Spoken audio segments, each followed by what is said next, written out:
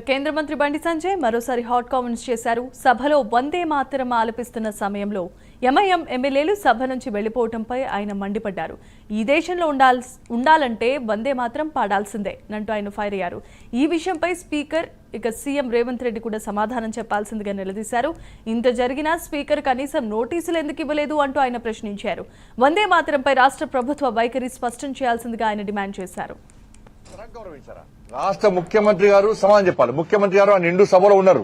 మరి ముఖ్యమంత్రి గారు ఎంఐఎం పార్టీ యొక్క వ్యవహార శైలిని సమర్థిస్తున్నారా, వ్యతిరేకిస్తున్నారా? వందే మాత్రాన్ని ఆలపించడమా, ఆలపించద్దా? మీరు కూడా కేంద్రం ఇచ్చినటువంటి ఉత్తర్వులను గౌరవిస్తారా, గౌరవించారా? ఇది భారతీయ జనతా పార్టీకి సంబంధించినటువంటి విషయం కాదు. ఇది ఈ దేశంలో ఉండాలంటే వందే మాతరాన్ని ఆలపించాల్సిందే.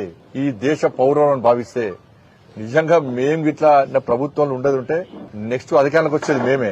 ఎంఐఎం పార్టీ మెడల్ వంచి గల్లబట్టి మెడల్ వంచి ఇలా వందే మాతర గీతాన్ని పక్క ఆలపించే విధంగా తప్పకుండా చర్యలు తీసుకుంటాం. మేము తెలంగాణ రాష్ట్రంలో ఉన్నటువంటి భారతీయ పౌరులను భావించే ప్రతి వ్యక్తి రాజకీయాలకు అతీతంగా వందే మాతర గీతాన్ని ఆలపించే విధంగా మేము పక్క చర్యలు తీసుకుంటాం. ఎవడైతే వందే మాతర గీతాన్ని వ్యతిరేకిస్తారో వాడిని లోపడేసి కటకట లోపడేసి భారతీయత ఏందో, భారతీయత గొప్పతనం ఏందో, భారతీయత దమ్మెందో చూపడతాం. మేము మెడలు వంచి బెదిరించి వాళ్ళు ఏం చేయాలో చేసి ఇది దమ్మున్నటువంటి పార్టీ, దమ్మున్న ప్రభుత్వం చేసేటువంటి చర్యలు. రాష్ట్ర ముఖ్యమంత్రి గారు సమాధానం చెప్పాలి. ముఖ్యమంత్రి గారు ఆ నిండు సభలో